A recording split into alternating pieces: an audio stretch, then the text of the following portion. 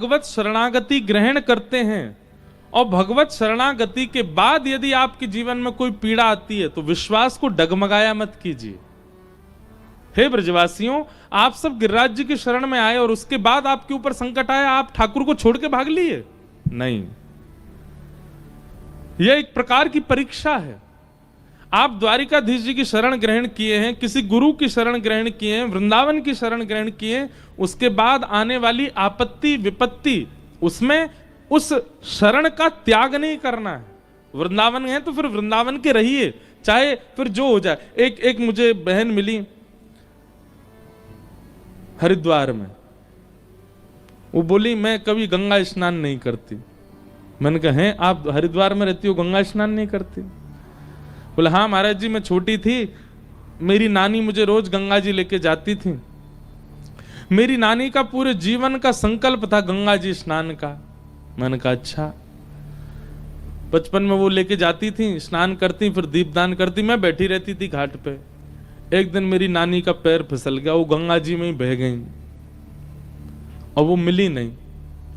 उसी दिन मैंने संकल्प लिया कि मैं उन गंगा जी में कभी स्नान नहीं करूंगी जिन्होंने मेरी नानी मुझसे ले ली। मैंने कहा इसका मतलब क्या है? गंगा जी ने नानी ले ली। मैंने कहा ऐसा भी तो हो सकता है कि तुम्हारी नानी की यही इच्छा हो कि जिन गंगा में जीवन भर हमने स्नान किया, हमारा देह भी वो गंगा जी ही स्वीकार करें। और रही बात जीवन की परिस्थितियां यदि हमसे विपरीत हो जाएं तो हम देव का त्याग कर देते हैं। मतलब हम देव की सन्निधि में केवल इसलिए गए थे कि सब अनुकूल बनाए रखना, कुछ भी प्रतिकूल नहीं होना चाहिए। ये हमारी सबसे बड़ी भूल है कि हम जो भी संबंध बनाते हैं, जिससे भी हमारी उम्मीद होती है कि केवल हमको अनुकूलता मिलनी चाहिए, प्रतिकूलता नहीं। अनुकूल प्रतिकूल जानते हैं ना सब लोग। चाहे हम विवाह करें तो भी हमारा यह है कि सब प्रतिकूल मिले, कुछ भी एक पॉइंट भी प्रतिकूलता नहीं होनी चाहिए। बच्चे का जन्म होता है, उस बालक से हमारी उम्मीद हो जाती है सब अनुकूल होना चाहिए, देखने में भी सुंदर लगे, स्कूल में भी बढ़िया करे, कॉलेज में भी अच्छा करे, यूनिवर्सिटी में भी अच्छा करे, जॉब भी अच्छी लगे, विवाह भी इसका अच्छा हो जाए, इसके भी बालक अच्छे हों, उनका भी ब्याह अच्छा हो। सब अनुकूल क्यों? हम इतनी उम्मीद क्यों रखते हैं स्वयं से, अपनों से, देवों से? नहीं। आप गुरु शरणागति इसलिए नहीं लेते हैं कि गुरु की शरण जाने से सब अनुकूल होगा, नहीं।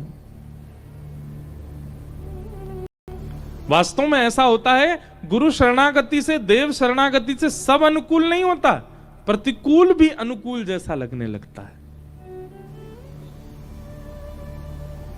प्रतिकूलता में भी अनुकूलता लगने लगती है।